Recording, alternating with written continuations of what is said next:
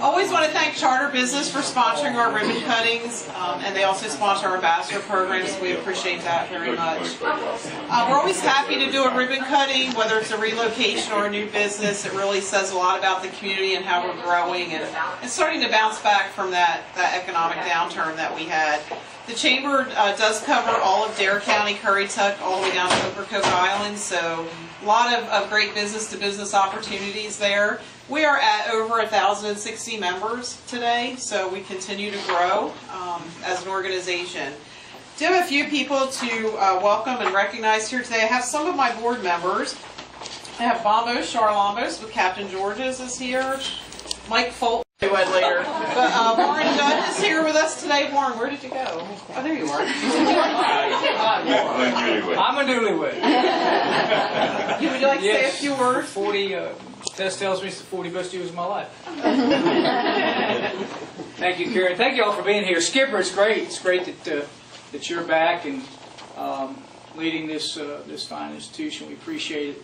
And great turnout today. And I don't know what, must be banks that make this turnout. Everybody's expecting maybe to get some money or something. Because this is easy weather to stay inside. So thank you. Thank you. The financial institutions are so important to us here in Dare County and what has driven our economy over the years.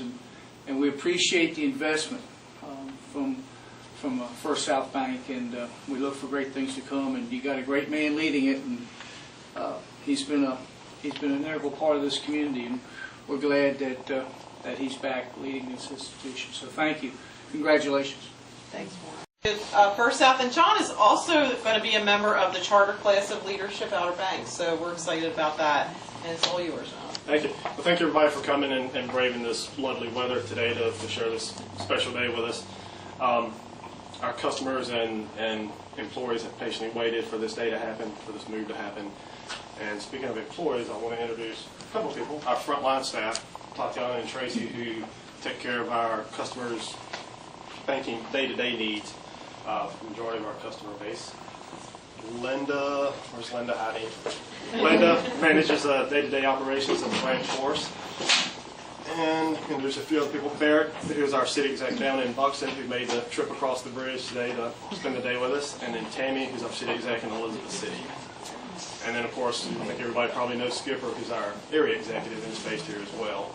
Now I'm going to turn it over to Bruce Elder, who's our president and CEO, and I think he's going to say a few words and introduce some visitors that came into town with him today. Thank you, John. Thank you. First of all, just to reiterate, thank you very much for joining us out here today. I know the weather is less than cooperative, but your attendance is important to us. Before I introduce some of the other teammates who are here with us today, let me just say this has been a long time coming for us.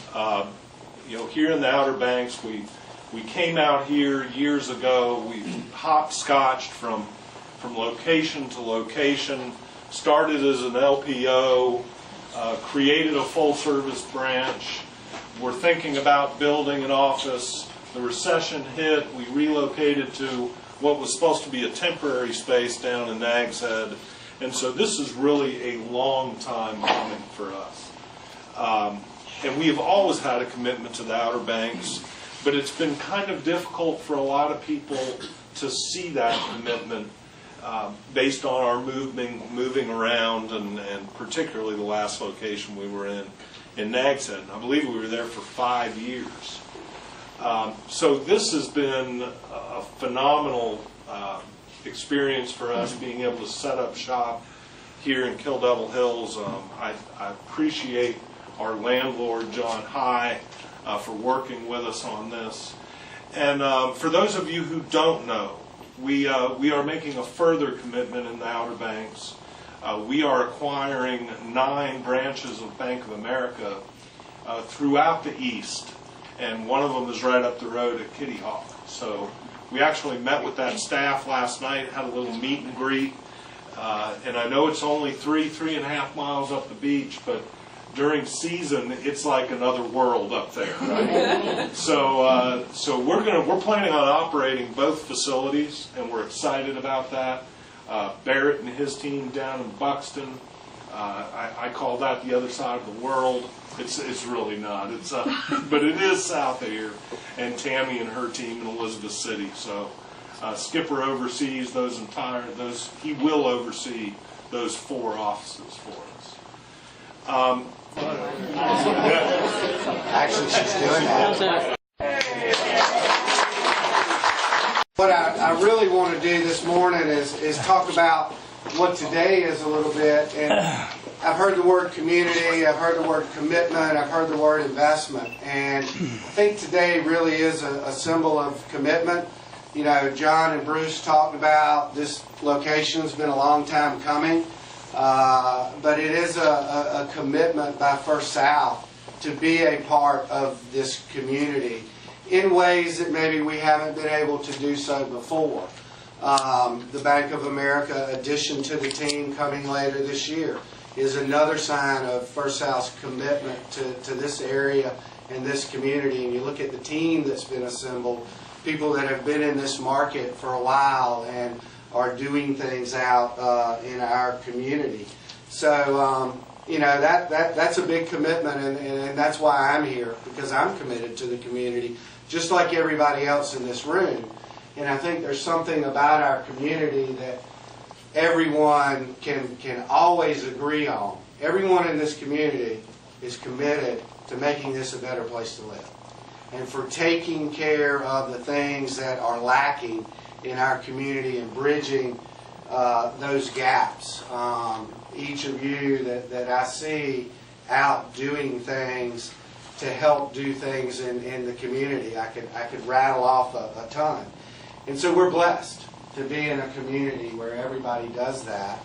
And the nonprofit world is a huge part of our community and a huge part of our commitment to the success of this community. And we all support them individually, in groups, in other ways.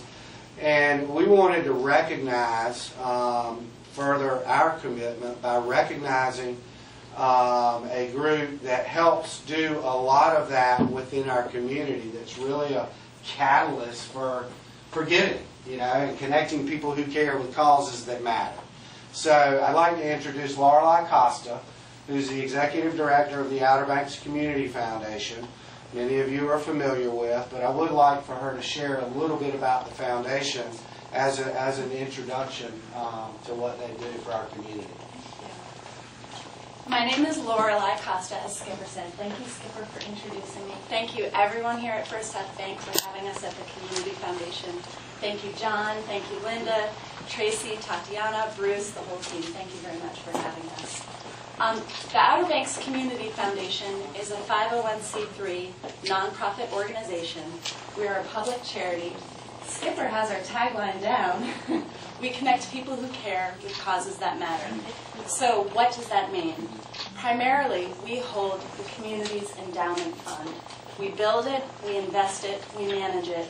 We use the proceeds to make grants to nonprofits across our community, across all of Dare County, and across all of the Outer Banks, from Ocracoke up to Corolla.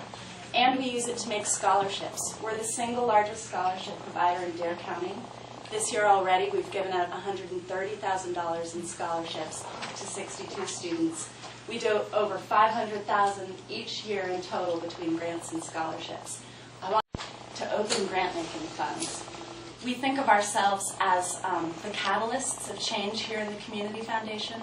We try to help every nonprofit here on the beach.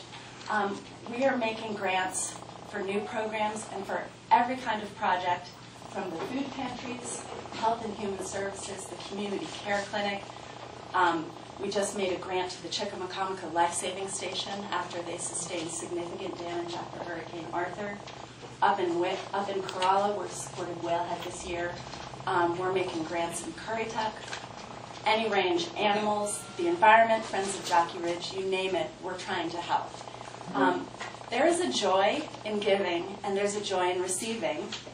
Today, the Community Foundation will experience the great joy of receiving. I want to wish you all the great joy of giving, and if you ever want to partner for your giving, particularly in endowment giving and planned giving, please give me a call. I've got my business cards here on the table. And thank you very much, Skipper. You're welcome, Lorelei. Oh, Skipper hired me 2 years ago. If you don't like me, blame Skipper.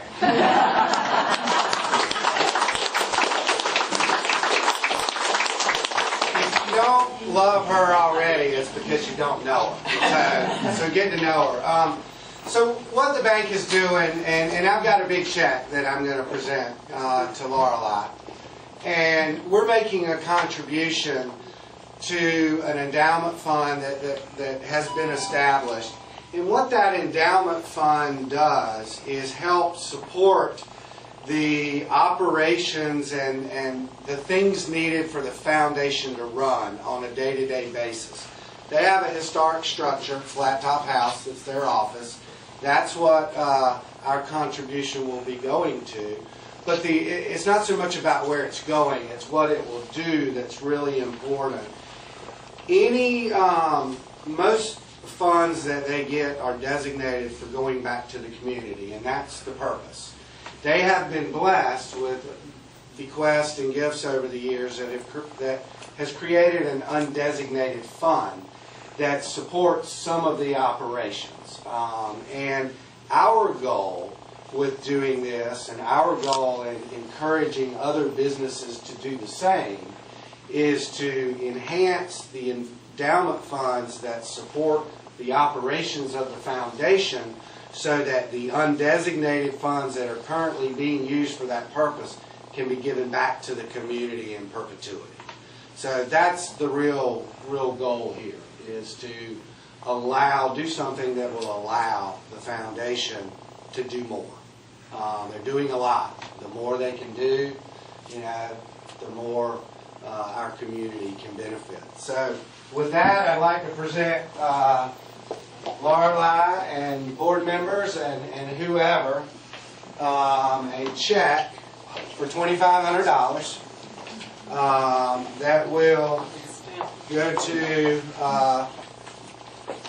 their continued efforts